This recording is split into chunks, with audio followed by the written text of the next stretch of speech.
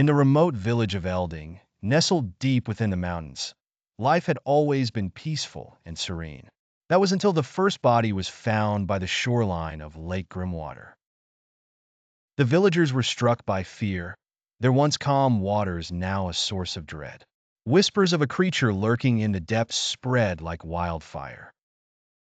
The village council, led by the stoic elder Tomas, called an urgent meeting in the town hall. They knew they had to act fast to prevent further loss of life. Among the gathered were Ingrid, a skilled hunter with a sharp eye and steady hand; Eric, a fisherman familiar with the lake's every nook and cranny; and Freya, a resourceful herbalist with knowledge of ancient lore and remedies. Together, they formed an unlikely team, each bringing unique skills to the table. Tomas entrusted them with a mission to uncover the truth behind the monster and, if possible, put an end to the terror. As they prepared for their journey, the villagers watched with a mix of hope and anxiety. Their first goal was to examine the shoreline where the body was found. Eric led them to the spot, pointing out strange, large footprints partially submerged in the mud. Ingrid knelt down, studying the tracks. "These aren't from any animal I've ever seen," she said, her voice tinged with concern.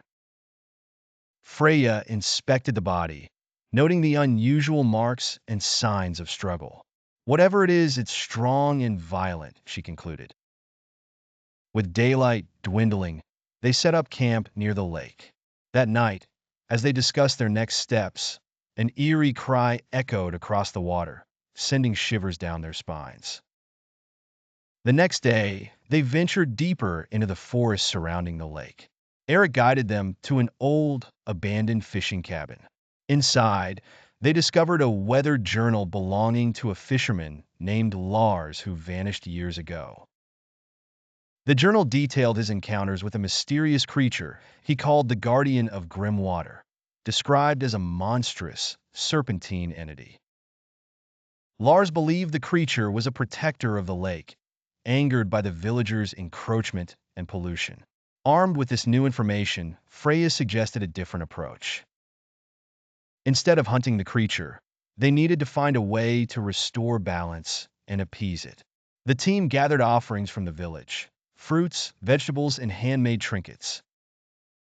They placed these on a makeshift raft, which they sent floating into the center of the lake. For hours, nothing happened. Just as hope began to wane, the water started to swirl, and the creature emerged, towering and menacing. Yet it did not attack. Instead, it inspected the offerings, and with a final, piercing gaze at the group, it disappeared back into the depths.